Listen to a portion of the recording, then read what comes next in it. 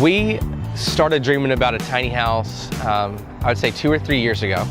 It was actually on house. We saw our first picture of a tiny house.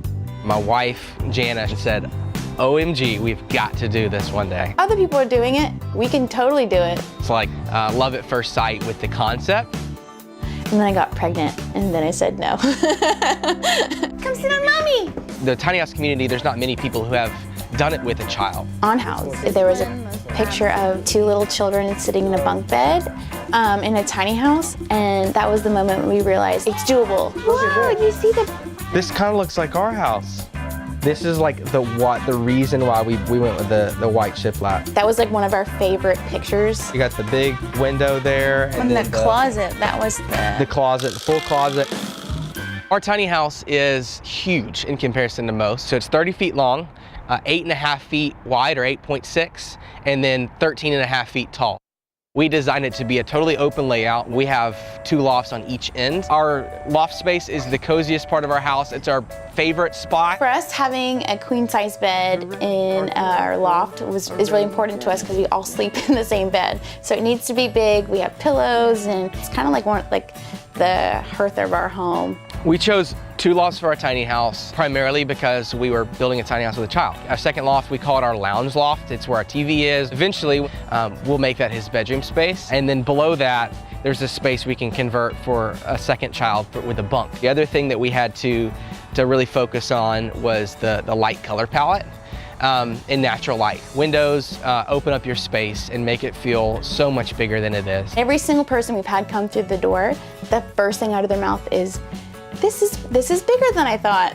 We have 14 windows in our tiny house if you include our French doors, our double doors. I totally wanted French doors. Hi! Actually, I got the inspiration from house. There's this beautiful tiny house, and I kept returning to look at those photos every time I didn't know what to do.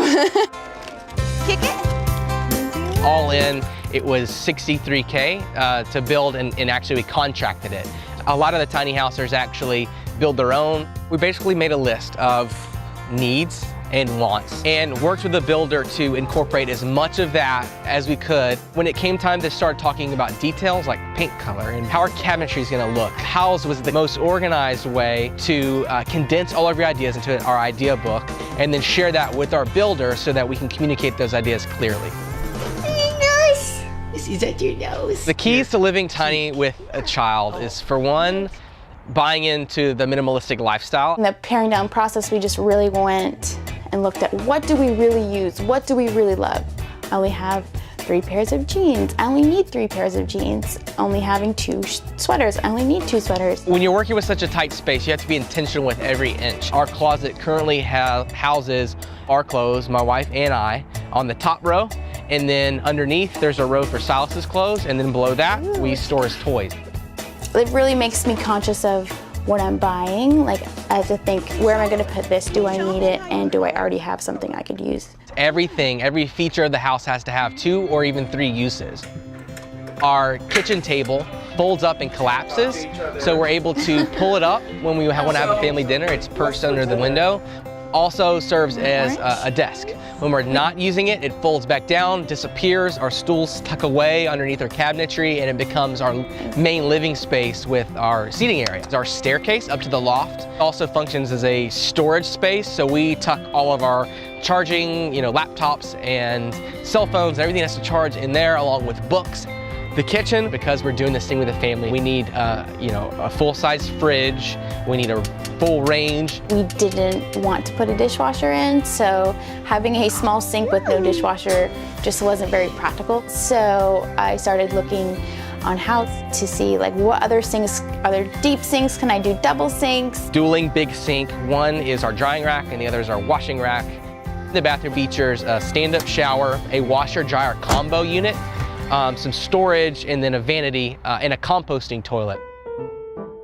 There are a few things that, going back, we might do differently. We went back and forth on shower versus tub. We ended up deciding to go with a stand-up shower. As parents, we sometimes wish that we had a tub. Having a tub with the child is just more practical and more fun. You make a mess? One day we let him have this giant cake. It was left over from a wedding.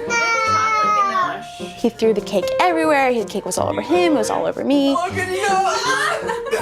Having a tub in that moment would have been really helpful. Can you do your face? I probably would have had lighter floors. The dark floors show every bit of dirt. Also, if we could go back, we would figure out how to put some sort of railing up the stairs.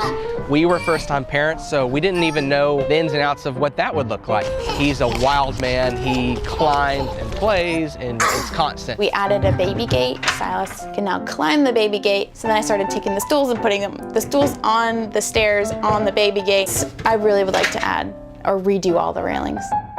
The hardest part about living in a tiny house is parking. You have to park where you can find it, mostly, and we were able to find this place, and we are so grateful for it, but we're actually about to move locations.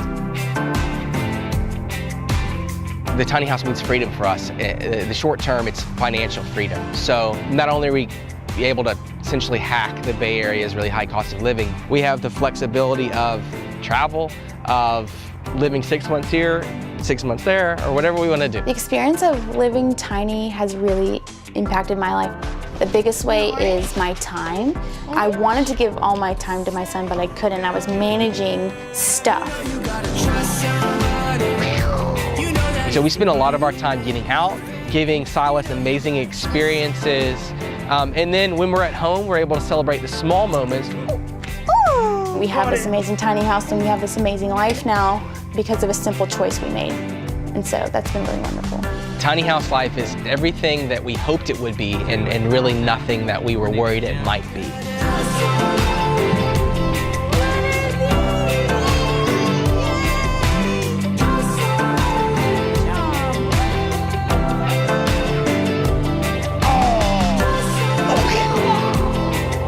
It feels as if we're living the dream. We are. We're living our dream.